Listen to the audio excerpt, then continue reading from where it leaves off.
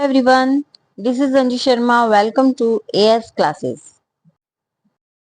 कल हमने क्या पढ़ा था? कल हमने पढ़ा था economic activities by man and women, कि वहाँ के मेल, किसी भी कंट्री के मेल्स और फीमेल्स के द्वारा क्या क्या इकोनॉमिक एक्टिविटीज की जाती हैं।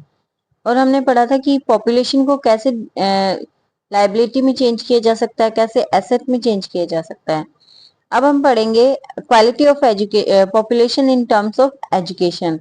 There we are required to invest in population, invest in terms of education, in terms of health, and invest करना होगा in terms of imparting them with required skills. The quality of population depends upon the literacy rate, health rate of a person. जो किसी population की quality है वो किस चीज पे डिपेंड करती है? वो वहाँ की लिटरेसी रेट पे और हेल्थ रेट पे डिपेंड करती है। ये हमने पिछले वीडियो लेक्चर में भी पढ़ा था। The quality of the population ultimately decides the growth rate of the country. किसी भी जो पॉपुलेशन की क्वालिटी है वो क्या चीज डिसाइड करती है? वो करती है डिसाइड उस कंट्री की ग्रोथ रेट, उस कंट्री का ग्रोथ कितना हो रहा है।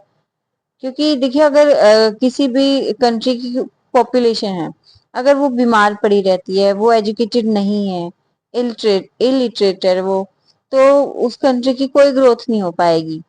क्योंकि वहाँ के ह्यूमन बींग्स में इन्वेस्ट नहीं हो पा रहा है। इन्वेस्ट नहीं होगा तो रिटर्न कहाँ से देंगे?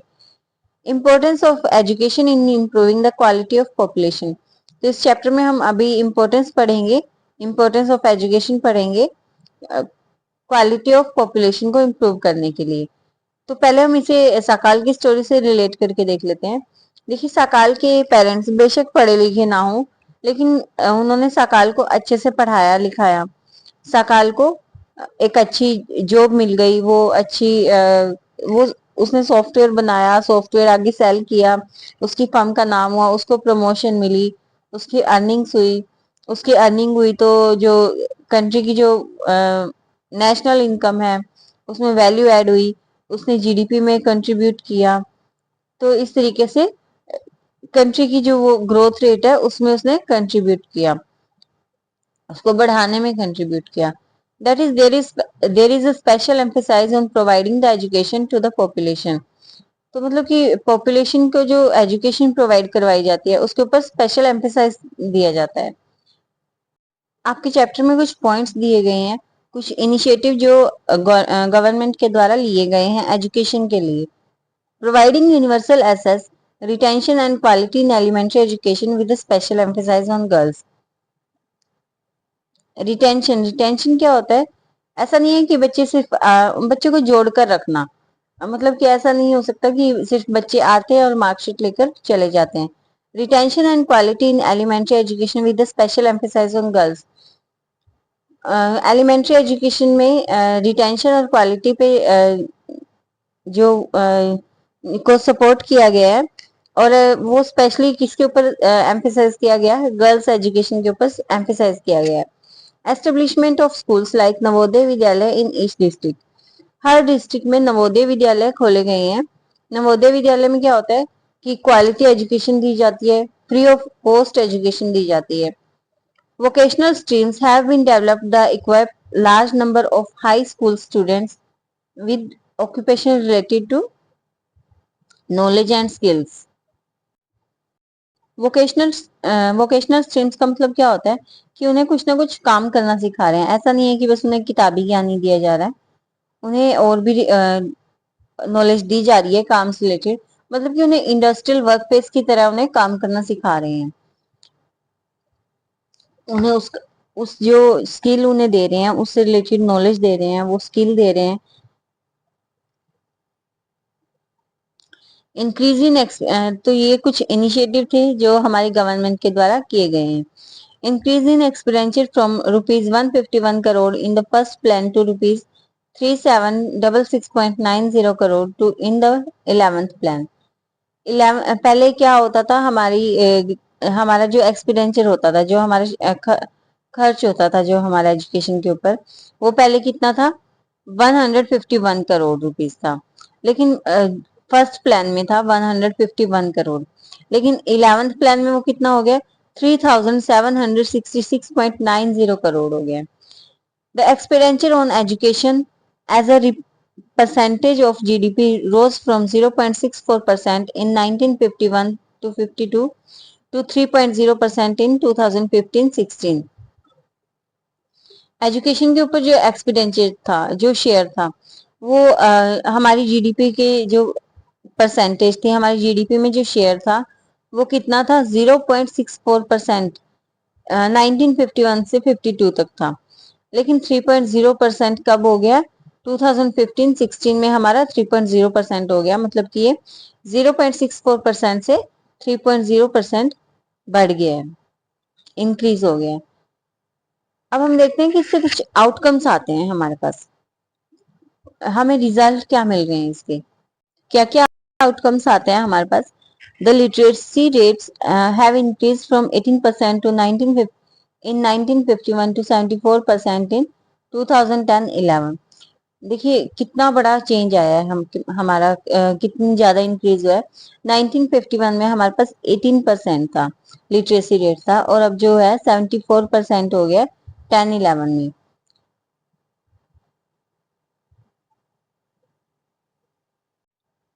The primary school system has expanded to over 8.58 lakhs।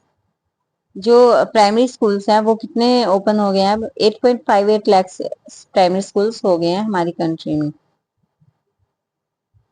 अभी हम अपना लिटरेसी रेट देखते हैं। 1951 में हमारे पास कितना था? 18% था जो टोटल पॉपुलेशन का था। लेकिन यहाँ पे जो मेल का था वो इतना था, और जो फीमेल का था वो इतना था। मतलब कि देखिए आप पूरी जितनी भी ग्रोथ हुई है वहां पे, अगर हमारे पास पॉपुलेशन चाहे जितनी भी रही हो, लेकिन मेल की हमेशा ज्यादा रही है और फीमेल की हमेशा कम रही है। ये देखिए डिफरेंस रहा है हमेशा।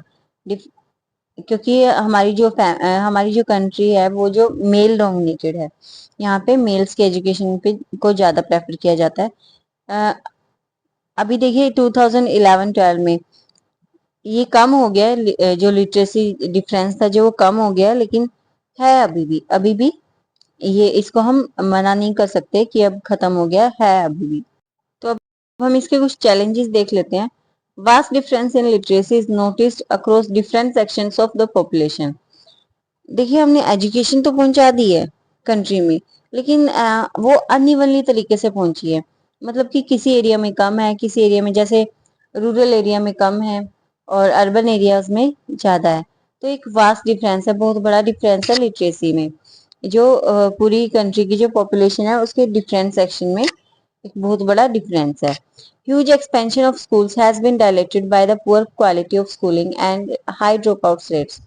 देखिए ये तो बहुत ही बड़ा चैलेंज आया है कि स्कूल्स तो हमने बहुत सारे खोल दिए हैं, बहुत सारे एक्सपेंड हो गए हैं हमारे यहाँ पे स्कूल, लेकिन वहाँ पे जो एजुकेशन की क्वालिटी है वो, और स्कूलिंग जो है हो रही है वो पुअर क्वालिटी की हो रही है। उन्हें हमने देखिए यहाँ पे क्या पढ़ा था कि प्राइमरी स्कूल बेशक 8.58 lakhs बढ़ गए हैं, लेकिन बढ़ने का मतलब ये नहीं है कि क्वालिटी ऑफ एजुकेशन बढ़ रहा है। We are not required to have number of schools. What we are required to have is quality education. हमें क्वालिटी एजुकेशन चाहिए। स्कूल्स बेशक कम हो, लेकिन उनमें एजुकेशन की जो क्वालिटी है वो अच्छी होनी चाहिए। अच्छी बात है अगर हमारे यहाँ पे स्कूल्स बढ़ रहे हैं, और भी ओपन हो रहे हैं, लेकिन उनमें क्वालिटी एजुकेशन हमें मिलनी चाहिए।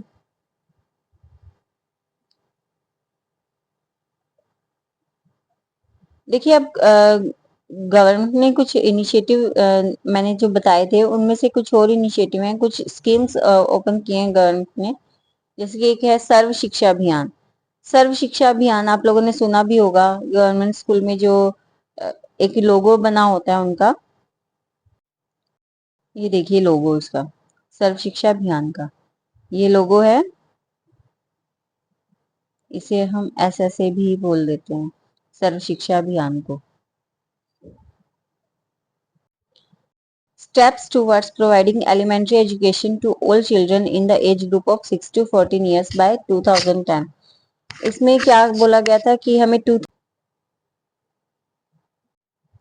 नाम से ही हमें पता चल रहा है, mid day meal scheme. Mid day meal scheme का मतलब क्या होता है? कि जो दोपहर का खाना है, जो लंच है बच्चों को, वो स्कूल में ही प्रोवाइड किया गया। और देखिए इसका काफी इन्फ्लुएंस भी हुआ इसका, कि काफी बच्चों ने स्कूल आना स्टार्ट कर दिया दोपहर के खाने के लिए। अब ये एक और चीज है जो हमें समझना है कि 12th plan and word to raise the country's growth enrolment ratio, GER। Growth enrolment ratio क्या है कि जो हायर एजुकेशन है उसमें जो हमारी कंट्री में जो शेयर होता है उसे हम बोलते हैं GER। In higher education in the age group of 18 to 23 years to 25.2% by 2017-18 and to reach the target of 30% by 2020 to 21। Higher education जो एज ग्रुप था 18 to 23, उसमें 2017-18 में जो हमारा शेयर था वो कितना था, 25.2%। लेकिन वो 2020 से 21 तक कितना टारगेट किया गया, वो टारगेट किया गया 30%। The strategy focuses on increasing SS quality, adaptation of state specific curriculum modification, vocationalization and networking on the use of information technology। State specific curriculum modification मतलब कि स्टेट के अकॉर्डिंग उन्हें पढ़ाया जाना चाहिए। जैसे कि जो तमिलनाडु का बच्चा है उसे वहां की स्टेट के अकॉर्डिंग पढ़ाया जाना चाहिए। उसे ये ना हो कि किसी और स्टेट का उसे करिकुलम पढ़ाया जा रहा है।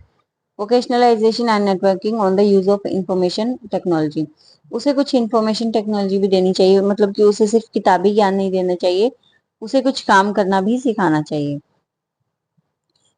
The plan also focuses on distance education, convergence of formal, non-formal, distance and IT education institution। इसमें क्या था कि जो डिस्टेंस एजुकेशन है, जैसे कुछ बच्चे होते हैं जो कॉलेज जाके नहीं पढ़ सकते, स्कूल जाके नहीं पढ़ सकते, तो उन्हें डिस्टेंस एजुकेशन का फायदा भी दिया गया कि ताकि वो अपना काम भी करते रहें और एजुकेशन भी अपनी लेते रहें। मतलब कि उन्हें सिर्फ एग्जाम के लिए ही वहां पर जाना पड़ता है। Convergence of formal, non formal, distance,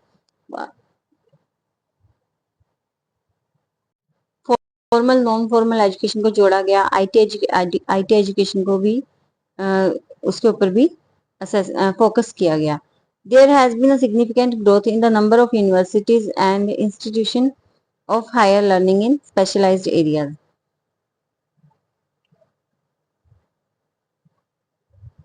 higher learning के लिए जो यूनिवर्सिटी है और इंस्टीट्यूशन है उनकी जो नंबर है उन्हें बढ़ाया गया, उनमें इंक्रीज किया गया। मतलब कि कहने का मतलब क्या है कि anyhow in any condition student should get access to the education. मतलब कि किसी भी कंडीशन में और कैसे भी करके स्टूडेंट के पास एजुकेशन पहुंचनी चाहिए।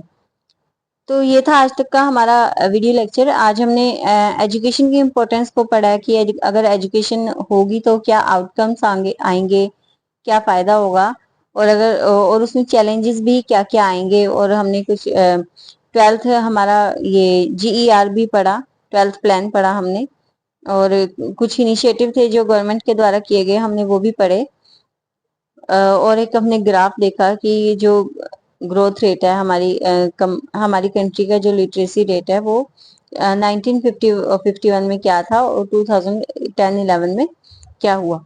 तो कल हम पढ़ने वाले हैं quality of population in terms of health.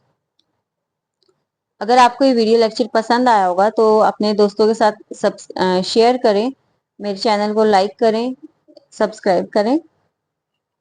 Till then, stay connected, keep learning. Thank you. Bye bye.